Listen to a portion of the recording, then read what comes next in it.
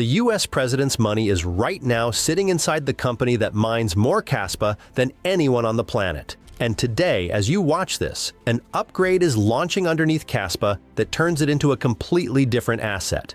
Two events in one moment, and almost nobody has put them together. Meanwhile, the chart is down 49% over the year. The coin was buried long ago. So what is this? The last cheap entry before the reversal, or a trap for those waiting on a miracle? Everything comes down to four factors. Today we'll break down each one and find out the truth. The first factor is the catalyst itself. If there isn't one, or it's smeared out over years to come, there's no point watching further. The upgrade is called Toccata, and its activation window opens on June 5th. This is not a vague "in the second half of the year," not another roadmap in the "coming soon" style. The date is specific, and it wasn't described by some anonymous account in a chat, but by core developer Michael Sutton in a technical post back in April. In other words, the plan has been out in the open for 2 months already. Now look at one detail that most people will miss. Originally, the fork was targeted for May 5th, and the team deliberately pushed it back a month, to June 5th. They didn't rush it for the sake of a pretty date. They froze the feature set, ran everything through a full dress rehearsal on the testnet, and made sure the protocol switches over exactly as intended. And here's a question for you. How often does crypto actually hold to deadlines, rather than feeding you promises for half a year straight? Here, they don't feed you that. The team's discipline is the first signal that what we're looking at isn't vapor. The first factor lines up into the picture. But the reality of the catalyst is only half the story. A far more important question is this: how much bigger is this fork than the last one? Because the last one, the market simply let slip past its eyes, and we need to understand whether it can be different this time. And this is where it gets really interesting. Remember Kaspa's last major fork? It was called Crescendo and was implemented on May 5th, 2025. What did it do? It accelerated the network from 1 block per second to 10. In other words, it was a speed upgrade. The essence of the asset stayed the same, transactions just got faster. And how did the market play it? Before the fork, the price rallied roughly 50% on expectations. After that, the price didn't just retrace to those same levels, it even dropped below the levels from before the update. Now hold that picture in your head and look at how Toccata is different. Toccata doesn't just make Kaspa faster. Toccata adds native tokens right on the base layer, programmable transaction rules, and privacy through zero-knowledge proofs. Last time they changed the network speed. This time, they're changing the very purpose of the asset. From a fast payment coin, Kaspa is turning into a programmable platform on which you can build applications. And this is no longer cosmetics. This is a change of the very category. This is exactly what Kaspa has been missing all these years. But I promise no illusions, so I'll be honest. The fact that the essence of the fork really is bigger still doesn't mean June 5th holds fireworks for us. The Crescendo precedent says the exact opposite. The market knows how to rally the price on expectations and dump it at the moment of the event itself. So the second factor also falls into the picture. The upgrade really is categorically more powerful than anything in the network's history. But the bet here isn't on a candle on activation day. The bet is on a re-rating of the asset after the market digests that Kaspa is now a completely different thing. So, the catalyst is real, and it's bigger than anything before. But any upgrade is merely a possibility. The next question, the only one that matters, is this: who is putting real money on this possibility? And this is where the story turns genuinely strange.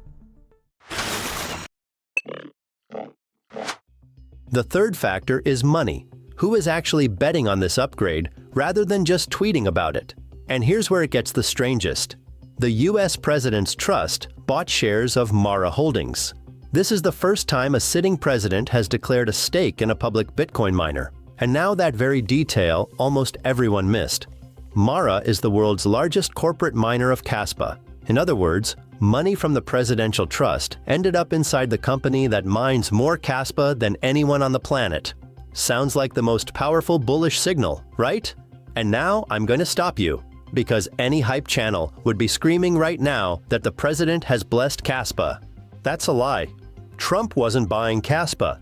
He was buying a bet on Bitcoin and on AI infrastructure, and Mara went in the same basket as Coinbase, Strategy, and Robinhood. The amounts on the crypto names there are small, on the order of $1.5 to $3.5 million per security. For comparison, on regular stocks like Nvidia and Apple, individual trades by this same trust ran up to $5 million, while its total turnover for the quarter was from $220 to $750 million. In other words, all of crypto is a small line item in a huge portfolio, and Mara within it is smaller still. So if someone is selling you this as a presidential stamp on your bag of Kaspa, he's selling you a fairy tale. But here's what this story actually exposes. It forces you to look at how Mara itself relates to Kaspa. And here's the uncomfortable truth for the bulls. When Mara announced mining Kaspa in 2024, it stated in plain text that this was a diversification of its revenue stream from Bitcoin. Revenue means the coin is mined in order to sell it. Not because they believe in its future, but because it's cheaper to dig and convenient to convert into cash. This isn't conviction. This is working capital. And here arises the main question. Does Mara hold this Kaspa or dump it immediately? Mara is the only public miner in the US that has disclosed mining Kaspa at all. And at full deployment, that's about 16% of the network's global hash rate. In other words, the company mines a huge volume of the coin. But in its own recent reports, only Bitcoin is listed among digital assets. Kaspa isn't sitting on the balance sheet. And that means exactly what the company said from the very start.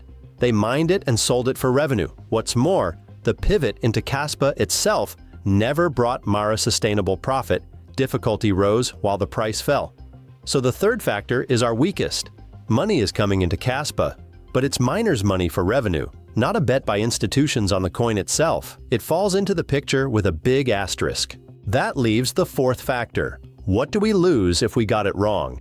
And here, Kaspa has a rare trump card. About 95% of all coins have already been mined. This means that the new issuance, which pressures the price for almost all competitors, is practically gone here. Most altcoins bleed tokens for years from unlocks for venture capital. Kaspa has no such overhang. The project had no ICO, no vesting, no pre-mine. But honestly about the risks. A hard fork is always a non-zero event. If miners and nodes don't update in time, a temporary split of the network is possible. Nodes on the old version will simply fall off into an outdated chain.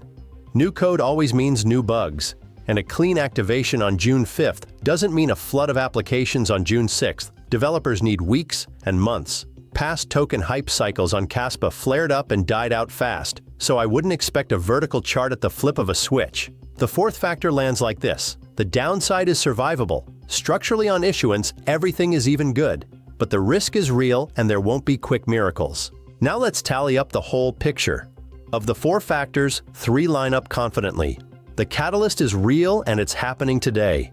The fork is categorically bigger than anything in the network's history. The downside is survivable, and the issuance structure is rare for this market.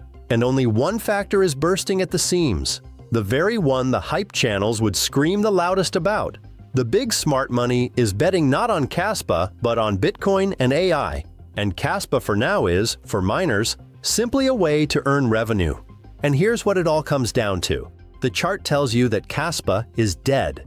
Down 49% over the year, down 80-something from the peak. The market has written it off. But the chart shows what Kaspa was. A payment coin that didn't fire. And today, a different network is launching underneath it. The same ticker, the same issuance, a different asset. And historically, the strongest setups in crypto were born precisely in this gap, between how the market prices a project before a fundamental shift and how it prices it after. So I won't tell you to buy. I'll put it this way. The picture from four factors has come together at 3.5 out of 4. The bet here isn't on a candle today, but on a re-rating after the market digests that Kaspa is now a completely different thing. Whether this picture has come together for you or not, only you decide. Friends, thank you for watching. Leave likes and subscribe to the channel, be sure to write comments, and remember that this video is not financial advice, only my view on the market.